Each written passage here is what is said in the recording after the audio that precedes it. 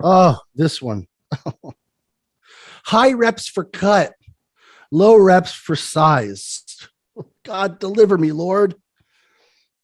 This one kind of ties into the one about spot reduction. It's like it's bastard stepsister, but it goes deeper. The idea that high reps will somehow make that particular muscle you're working more cut. It's just spot reduction's bastard redhead second cousin twice removed. That's all it is. It's as ridiculous a notion as spot reduction as it completely ignores, right, what getting cut even means at its core, what it means. You're ignoring the whole physiology behind getting ripped. Getting cut is a function of losing large amounts of fat systemically so that the underlying muscle shows more. It's not an isolation thing.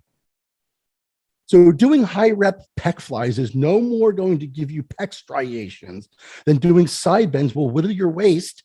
High rep leg extensions aren't going to carve in that extra leg detail you desire. It's just going to build your quads like any other quad movement or sustain that quad mass in a calorie deficit, such as a contest diet. The high reps themselves aren't going to be what's responsible for the cuts.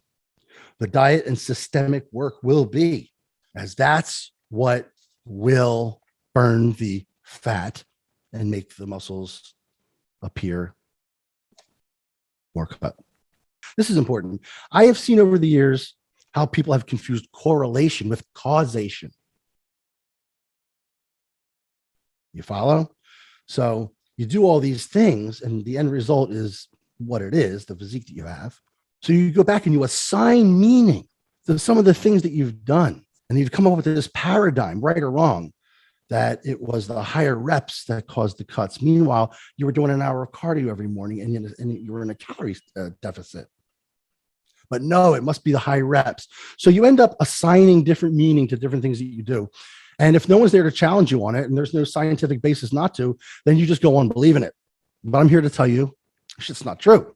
So you're doing all of these things at the same time: cardio, high rep weight training, stringent diet. It's easy to lose sight of what's causing what and to confuse the fact that you're seeing more and more cuts in your legs each week. And then you end up attributing that to the high rep training instead of what actually made it happen, which is the diet and the systemic calorie burning. And along with, along the same lines, building mass doesn't preclude all other rep schemes. This is important as well. Building mass does not preclude all other rep schemes other than low reps. Not by a long shot. So I've seen people get huge doing high reps, myself included. And I've seen people get shredded using low reps. So there's kind of a counterintuitiveness there going on there. So I think it's important to note that you can get cut really shredded doing low rep. Dorian did it. Mike Menser did it. Conversely, you can do high reps and get fat. So it's not the rep scheme that's doing things. It's the calories in, calories out, nutrient partitioning, things that are much more specific to what's going on. The critical component isn't the rep range. It's the diet and recovery factors that decide muscle growth or atrophy, fat gain or loss. If you're in a consistent calorie deficit, eating less than you burn, you can do low reps and heavy weight every day, all day, and lose weight. Conversely, if you're in a consistent calorie surplus, eating more than you burn, you can do high reps and grow. There are two caveats, however. Going too low with your reps, singles or 2 to 3 reps, invites injury. It's really only relegated to strength gains over hypertrophy. And going too high with your reps, 50 plus reps per set, as an example, it's an extreme example, but still, precludes being able to use a weight that's heavy enough, a relative term I know, to cause any hypertrophy. Here's a couple of excellent examples. If you know your bodybuilding history, you know who Serge Nubret was. No one will argue that he had a huge amount of muscle for his day and that he trained routinely using 20 to 30 reps. This we all knew about Serge. You see him doing 20-pound dumbbell, one-arm dumbbell laterals for like a 10-minute set. He was huge. Now, you can always go back to the argument of genetics. Well, yeah, great genetics. Well, they all have great genetics, but there are certain things that are universal facts. And this is them. So listen or don't listen, it's up to you. He had a huge amount of muscle for his day, and he trained routinely using 20 to 30 reps. This is well documented. Conversely, you have guys like Mike Menser, we mentioned him earlier, who popularizes heavy duty type training, which consisted of low reps all out and lower sets in volume. Two totally different training styles with basically the same end result. Both had amazing, well-muscled physiques, and I'm not confusing correlation with causation here. I'm simply saying that thousands of top bodybuilders built and maintained their physiques with a multitude of varying rep schemes.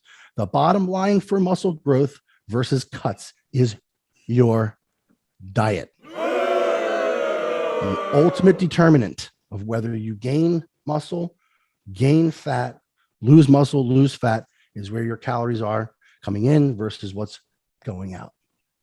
And then nutrient partitioning, which I hope anyone watching this knows what that is. Once you know that, you can pick a training style that you just prefer. It's a matter of preference at that point. And that feels right for you without thinking you have to lock yourself into sub 10 reps workouts if you want to grow and innumerable reps in 5-minute long sets if you want to get cut. The difference between off-season and pre-contest for a lot of these guys and girls doesn't hinge on a shift in training style, rather a shift in eating style and the addition of some systemic calorie burning activities such as cardio. Most of them train exactly the same way off season and pre-show, myself included, right up to the show. Little known fact, but true. My training never changed off season to pre-contest, just the diet surrounding that training changed. I liked the way a 4-day split felt with any reps between 8 and 20. And I'm not going to change. Why am I going to change that? That's what felt good. That's what worked. And so I just tailored my nutrition around that based on what I wanted my body to do. And with that, we wrap up this segment. Don't believe the hype. Keep an open mind. Educate yourself and like and subscribe to this video if you liked the content.